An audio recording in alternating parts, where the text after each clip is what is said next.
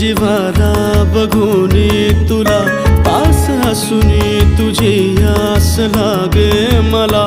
एक क्षणही नकोसा दुरावा तुझा